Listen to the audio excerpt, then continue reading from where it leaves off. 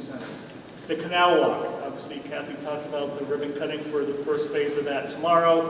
Future phases of that will get plugged into the urban renewal plan. As I talked about from the vision plan, open space improvements would be plugged into this, as well as actions that would be necessary to redevelop the parcels and buildings that are either vacant or underutilized right now. And I think we need to be realistic about this. We'll probably not have an action for each and every parcel or building that's vacant or underutilized, but we're going to look at the market conditions that are out there and make recommendations for as many of those as possible that we think can be achieved over the life of this urban renewal plan. And we have to define that, the number of years the plan will be in existence for. Typically they're 20 years, but the state doesn't have any hard and fast rule on that. We can set the number of years ourselves. We'll probably use 20 as a starting point and maybe back up from that or maybe extend that out a bit. So there'll be a number of different actions identified here. And then there's a financial plan we have to put together. You can't just, this is not a plan where you can just put your wish list up on the wall and say, these are all the things we'd like to do. Who knows if there's ever going to be money to do those. You need to say, here are the actions we're going to take. Here are the private actions that will come from that. They also like us to identify job creation, estimate job creation that will come from those actions. And then here are the potential funding sources for all of these actions. And it may be accommodations, typically a combination of federal money, state money, local money, and obviously private money for the private investment that we hope to see take place. And then over and above that, the redevelopment authority can do specific things such as set guidelines of how development can occur within the established urban renewal area. Zoning still applies to areas like this. The base zoning the city has still applies, but the redevelopment authority can go over and above that and, for example, set design guidelines specific for an urban renewal area if they wish. That's one example of additional regulations that can come into it. Disposition plan, if there's an acquisition of property, we need to describe how it's then going to be sold for redevelopment, what's going to be required by any developers coming in the area. And also a very important component of this is that the redevelopment authority will be establishing a citizens participation committee that will basically have a seat at the table with the redevelopment authority as this plan is developed. So it's a citizens group that's plugged into the process. We seek their input, we use them for guidance and bounce ideas off of them.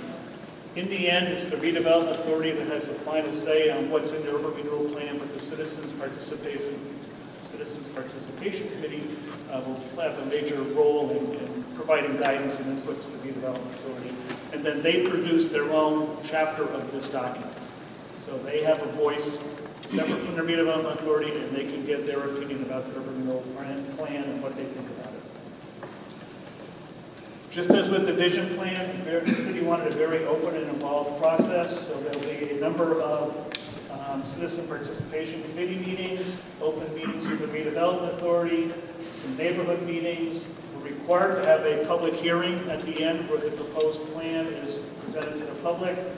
The planning board needs to vote on this, that the plan conforms with their local master plan. And then the city council needs to vote on this also, and their main vote, their vote mainly deals with the financial viability.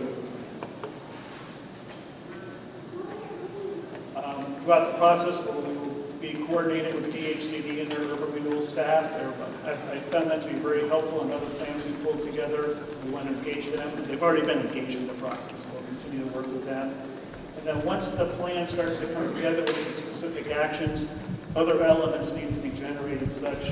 For example, if there is any acquisition of property that requires the relocation of a business, then there needs to be a relocation plan. If there is acquisition, you need to do appraisals.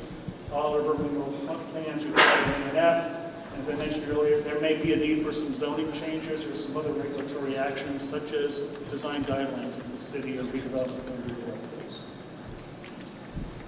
And just some examples of what we're trying to do with an urban renewal plan. Taking an area like this now by the first and second canal where there's some vacant property, and just increasing the density. And this is a little SketchUp model we did just to show how the density of what's there now around the first and second canal can be improved. Again, here's the Heritage State Park, and higher density, whether it be residential, commercial, retail, just filling in those vacant spaces. Vacant buildings, also very important. Here's some vacant buildings. down in the flats, close to an area the general area being considered for the passenger rail stop. How can we reactivate those vacant buildings? Vacant parcels also, this is up by the library, vacant parcels. You probably remember a large fire here years ago. Parcel's been sitting vacant since. How could that parcel be reactivated? Maybe as open space, maybe as residential, maybe as mixed use. We don't know yet, but that's certainly an area we're going to want to look at. And then there's the public investment that supports private. Here's the lower canal, vacant property along the river here. How can that get redeveloped? And then here's an example of the public action, extended canal walk that could be used to support that private investment in the area. All these get packaged into the urban renewal plan. We did some preliminary work leading up to May, but really in May we really started diving into the project. For the next few months we'll be doing our field work with the idea of pulling the plan together, meetings throughout this process, so that by the end of the year, say November, December, we have a draft plan that can go to planning board and city council for review, with a formal submittal, let's say the end of the year or first of next year, and getting it into DHCD so they can review it and give us their comments. They typically ask for questions and clarification, but ultimately we're looking for their approval of this plan.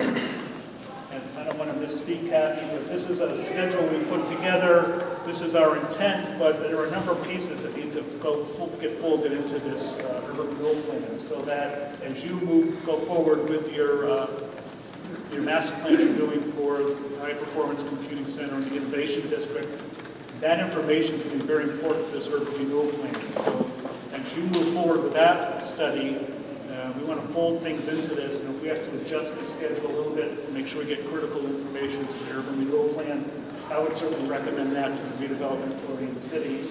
I don't think there's any specific hard deadline for this project, except we want to make sure it moves forward and we get the pieces in place for this project as well as other measures. We just want to change the date so we're not really late, because where it says 2009. We're behind the bell already. Sorry about that. It's okay. So with that, I think Tom and I are available to answer any questions you may have about the process or some of the details.